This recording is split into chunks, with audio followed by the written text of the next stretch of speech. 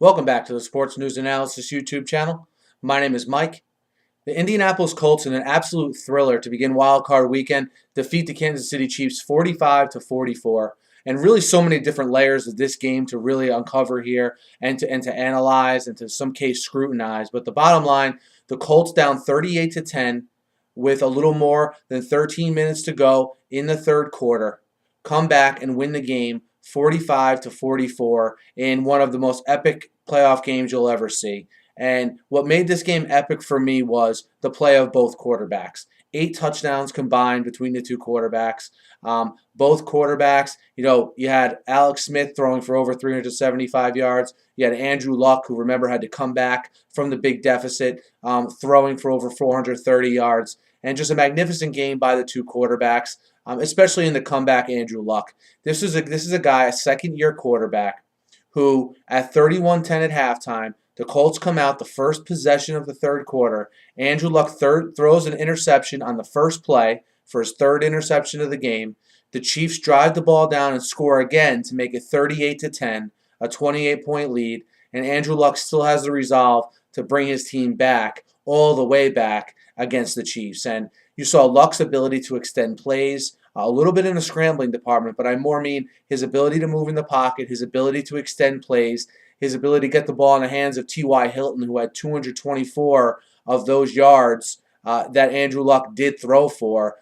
He had the big touchdown to put them up with a little over 4 minutes to go, did T.Y. Hilton, and he was dominant tonight. And you look on the Chiefs side of things, I thought you got as much out of the Chiefs offense as you could expect. And people are going to point to the injuries on offense, whether it was Jamal Charles, whether it was Niall Davis, whether it was Donnie Avery. But I don't think you could have gotten any more or asked to get any more out of this Chiefs offense than you did. For them to put up 44 points, I give Alex Smith a lot of credit because a lot of that was him making plays and him finding the right guy and him depending on guys and having trust in guys that haven't played a big role all season for the Chiefs. So, hats off to Alex Smith, who exceeded my expectations for how good he could play in this game.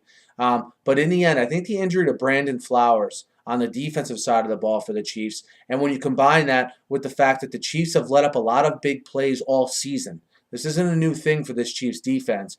I think we combine the Flowers injury with their overall play all year in the secondary, letting up big plays. That allows, along with the absolute brilliant play of Andrew Luck and T.Y. Hilton and really all the receivers of the Colts, those things combine to let the Colts back in this game. And, you can look at the Robert Mathis strip early in the second half of Alex Smith as a turning point, okay, because the Chiefs up 38-10, on the ensuing possession, the Colts score to make it 38-17. And then, boom, you get the strip of Alex Smith, another Colts touchdown, makes it 38-24. And, all of a sudden, about midway through the third quarter, you have a ball game here. So the Robert Mathis strip, I thought Alex Smith was great on third down, particularly in that first half when the Chiefs built the lead. You had that costly Trent Richardson fumble that I thought for a while was going to be the turning point in the game if the Colts hadn't turned things around the way they did. So many different layers, so many big plays, so many big performances by both of these teams. And, in the end, you got Andrew Luck rising to the occasion, bringing his team back, and sort of, I think, the first chapter in the lore of Andrew Luck. This is a game that will be, Andrew Luck is expected to go on and have a brilliant career, which I agree with. This will be the game people look back on as his national coming out party. I mean, most football fans know who Andrew Luck is, but as far as on a national stage and becoming a household name, I think this is going to be the game that catapults him into the forefront nationally. And for a number one pick, a guy that was labeled as a can't miss, it's good to see him meeting expectations.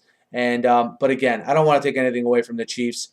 Look, it came down to them where Alex Smith, I think, exceeded expectations. And you knew if the Chiefs could not get consistent pressure on Andrew Luck, that the Colts would put up points.